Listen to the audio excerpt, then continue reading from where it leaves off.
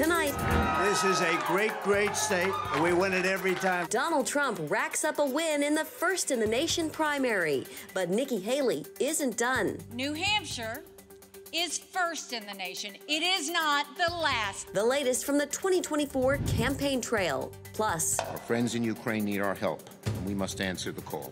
The push to secure foreign aid funding on Capitol Hill. And how the United States military is working to meet the spiritual needs of soldiers. All this and more tonight on Faith Nation.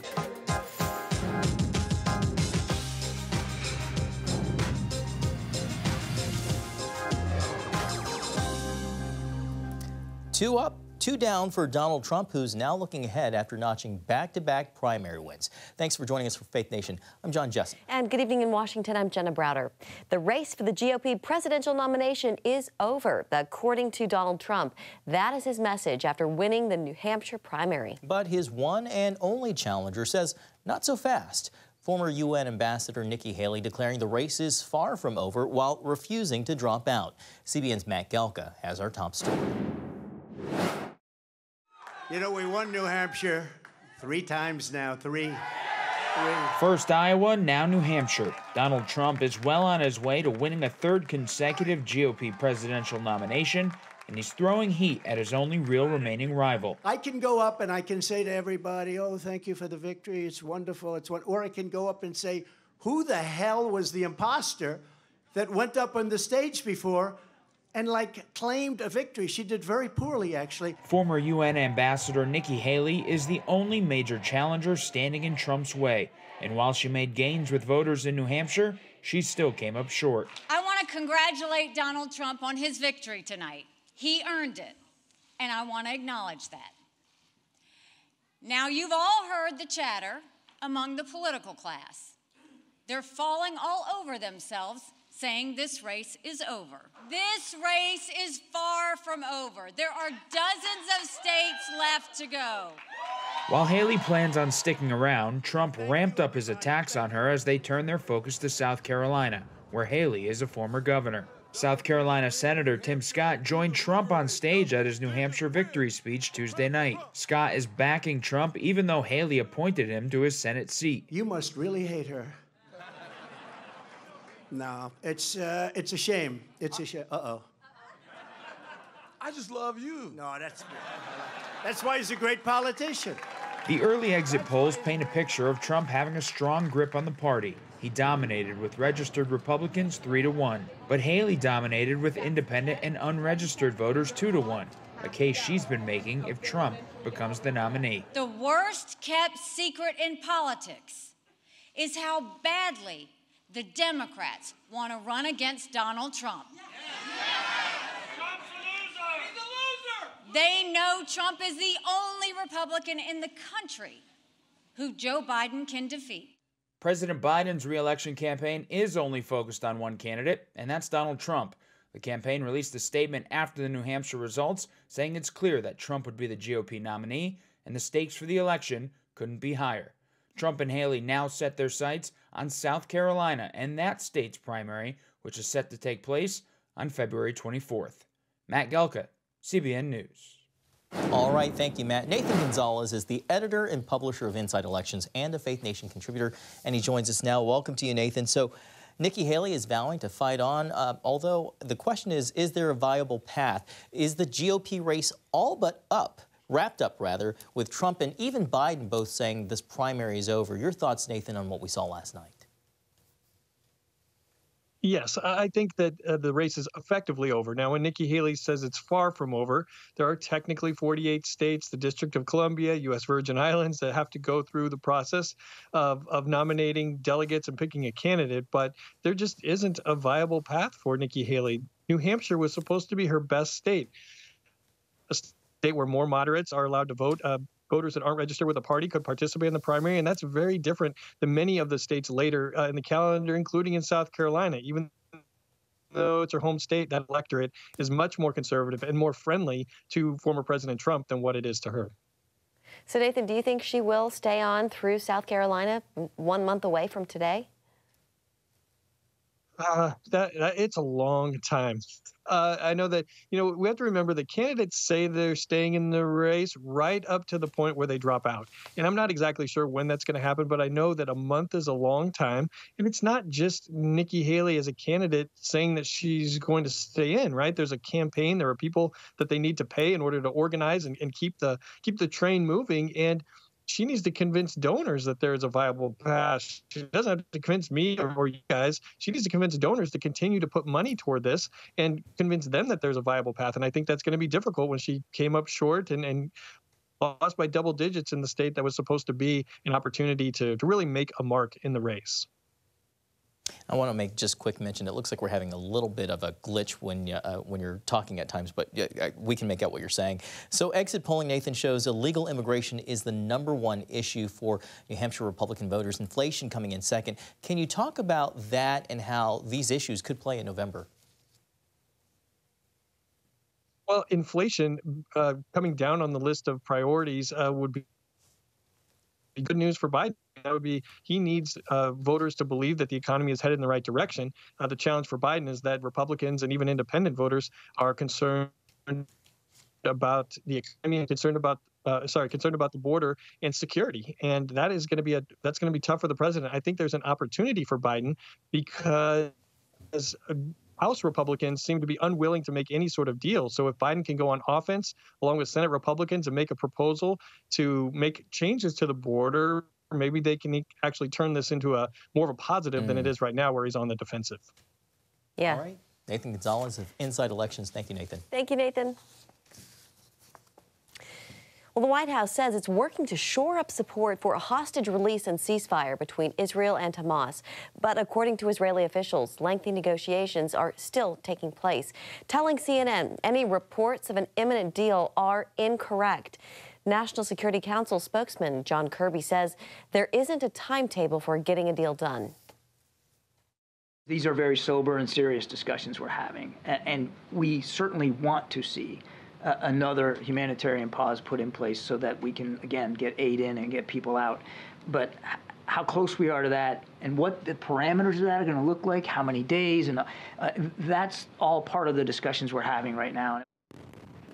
Meanwhile, Israeli Prime Minister Benjamin Netanyahu is promising total victory over Hamas. Time is running out to secure foreign aid for Ukraine. A new warning from the Pentagon when Faith Nation returns. It was a deadly day in the war between Russia and Ukraine. A plane carrying 65 Ukrainian POWs to a prisoner swap crashed, killing all 74 people on board. The deaths come on the 700th day of Russia's invasion. Meanwhile, here at home, the pressure is on to approve foreign aid for Ukraine. As lawmakers debate the details, the administration warns time is running out. White House correspondent Abigail Robertson joins us with the story. Abigail, when it comes to foreign funding, what's at stake for Ukraine? Well, Jenna, a great deal. The Pentagon is warning that Ukrainian soldiers on the front lines are running out of ammunition and other urgently needed weapons and defense systems. And the Pentagon says that they have already spent all of the money that Congress has thus far allotted for aid in Ukraine. And they are urging Congress to pass a measure that includes more funding.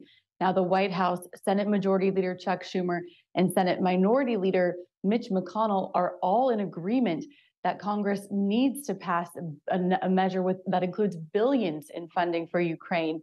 And they're warning that there will be dire consequences if Congress fails to do so. Take a look. If we don't act, Ukraine will fall and make the world a much more dangerous place for America. And everyday Americans will feel the impact, not years, but months away. This is about cold, hard American interests. It is in the United States' direct interest for authoritarians not to feel free to redraw maps by force.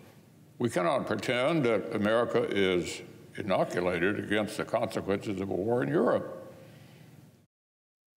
Now, the problem is, while both of these leaders are in a rare agreement, the aid package is being tied to a border deal, which is historically one of the hardest issues for lawmakers to reach consensus on, especially in a divided Congress. So, Abby, where do negotiations stand on Ukraine and a border deal? Well, for about 2 months now, there's been a small group of bipartisan senators and top White House officials that have been negotiating on a border deal that might be able to pass the Senate and the House. Now, so far, only a small group of senators have seen this deal, but already we are seeing fierce opposition because there's been little things trickling out about what might be in this package. And there's a group of lawmakers that have expressed a lot of skepticism and opposition to this bill already. Take a look. Not only is this bill utterly ineffective in fixing the problem, but it's designed to fail.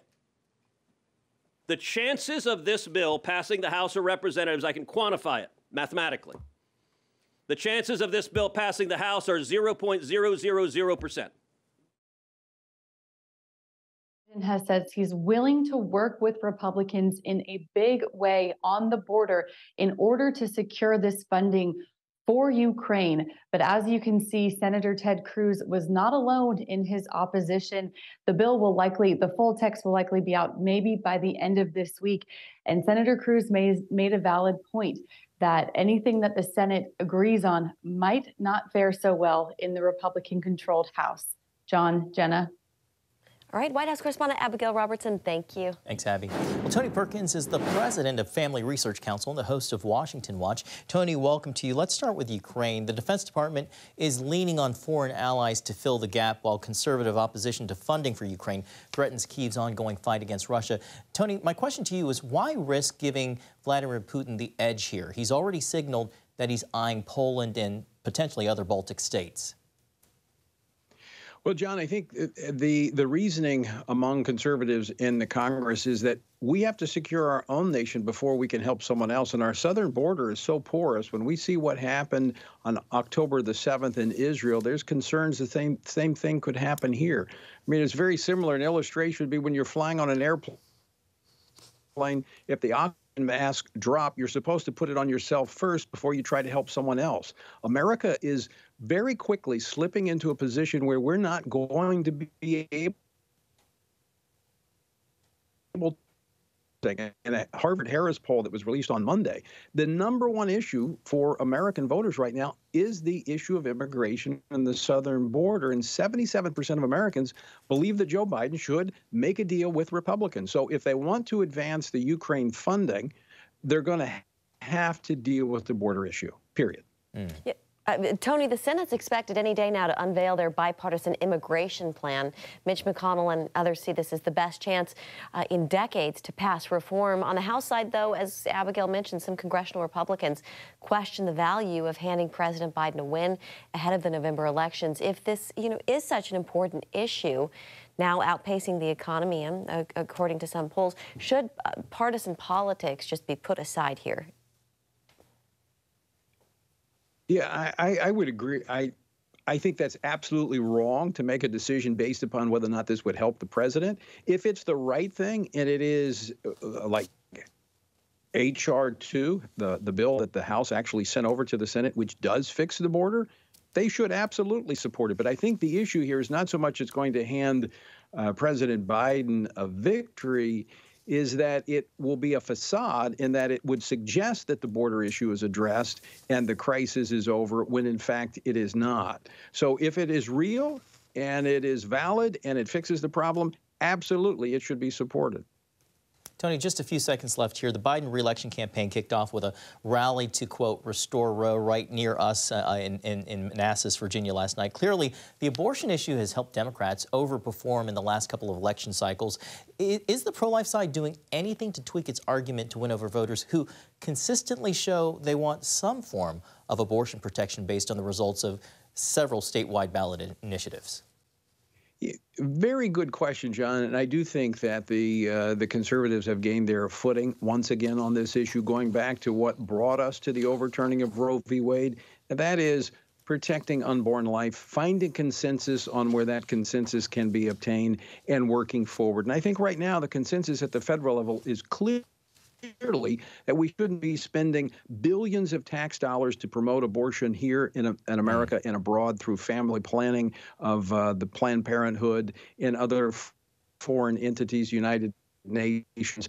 I do think it's going to be a much different outcome in the 2024 election when it comes to the life issue. All right. Tony Perkins, president of FRC. Thank you, Tony. Great to see you. Thanks, Tony. A new military push for spiritual readiness, how the Chaplain Corps helps bring transformation to America's soldiers, right after this. The Pentagon is addressing a new need in our armed forces, what one leader calls spiritual readiness. For the first time since the Cold War, the Navy is expanding its Chaplain Corps. CBN National Security correspondent Caitlin Burke explores the rising demand for spiritual growth. The goal is to fill 70 active duty slots, a number that would place one chaplain on board every destroyer. A lot of the bad behaviors, a lot of the evidences of stress are reduced on ships, in units that have chaplains. Rear Admiral Gregory Todd serves as the Navy's Chief of Chaplains, a position that also covers the Marine Corps and Coast Guard. Over the course of his career, Todd has worked as a chaplain in all three branches, responding to Ground Zero after 9/11 and deploying to both Iraq and Afghanistan. The funny thing about being a chaplain is the most satisfying moments are in some of the most challenging times, because you're there to bring God into that situation. With growing mental health issues threatening service members across the board, Todd says chaplains can be the tip of the spear. We become often first responders for them as they experience some of these stress issues. Some of them are normal stressors of life, and we can help them and normalize those things. But we also work with our partners in the mental health world when something becomes a lot more serious than just a normal stressor. According to research from Columbia University, Duke, and Harvard, those engaged in spiritual practices are 50 to 80% less likely to die by suicide and 60% less likely to suffer depression. Todd says the Pentagon's decision to grow the Chaplain Corps is part of an effort to better care for people, a new emphasis on what he calls spiritual readiness. Now it's up to him to fill the vacancies, and he's counting on a new generation to answer the call.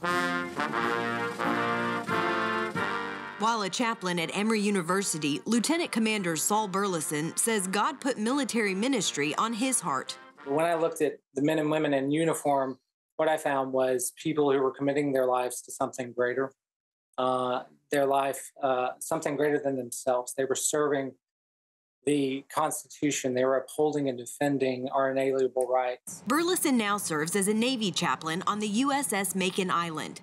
While his sailors are similar in age to the college students with whom he once worked, the job responsibilities look quite different.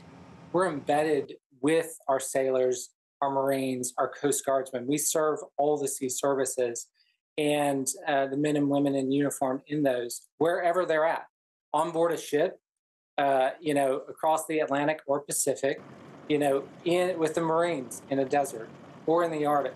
We're with them wherever they are. Sometimes I would joke, I'd say, my job is to hang out with you guys as you do your job.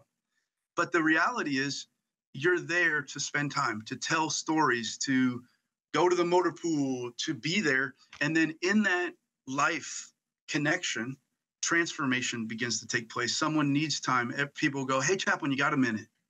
The answer is always yes. Lieutenant Colonel Brandon Moore is an Army chaplain. After years deploying with soldiers, he now serves as a recruiter for the chaplaincy school at Fort Jackson. As the branch with the largest chaplain corps, Moore says the Army isn't looking to grow, but rather to maintain. We're looking at recruiting the best qualified. Really, we're looking at about 300 each year. But when you think about all of the qualifications, it is hard to find the best qualified to continue to serve. Military chaplains are required to meet the same age and physical fitness standards as any other service member. Plus, there's educational requirements, which include a bachelor's degree, a master's in divinity or some area of religion, and then professional ministry experience. Soldiers give up an awful lot, but they shouldn't have to give up their faith. So we want the best qualified chaplains of all different faith groups. Second Lieutenant Michael Engelsjerd is a candidate at the Army's chaplaincy school. He felt called to minister to soldiers after his own military service. As he goes through the chaplaincy program, he's learning to view the men and women he serves alongside in a much different light. You know, it's a very different role.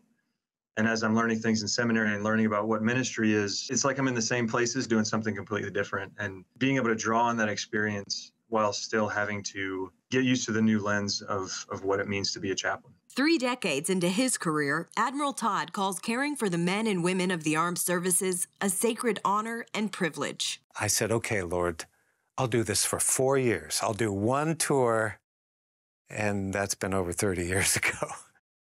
This flock has a way of getting under your skin. And so then the prayer turned to, Lord, I'll do this as long as you need me to do this, because I love doing it and I'm happy to do that. But I can't decide when to go home. You have to tell me.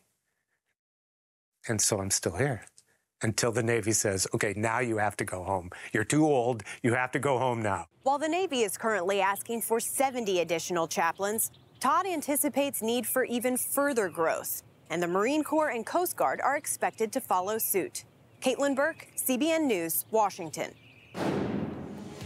All right, still ahead, turning to prayer in the midst of storms. That's next on Faith Nation. Finally tonight, a shocking scene in San Diego Tuesday as torrential downpours left residents stranded in flash floods. In response, some Good Samaritans jumped in to help.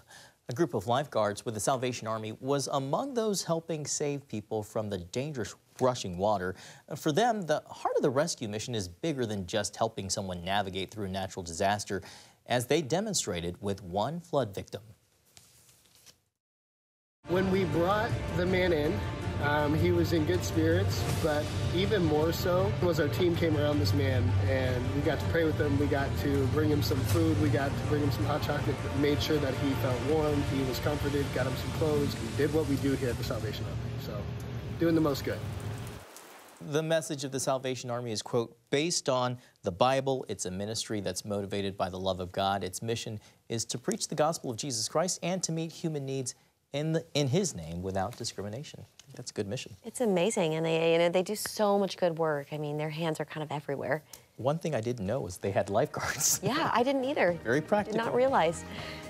That's going to do it for Faith Nation. Thanks for watching. We'll see you right here tomorrow.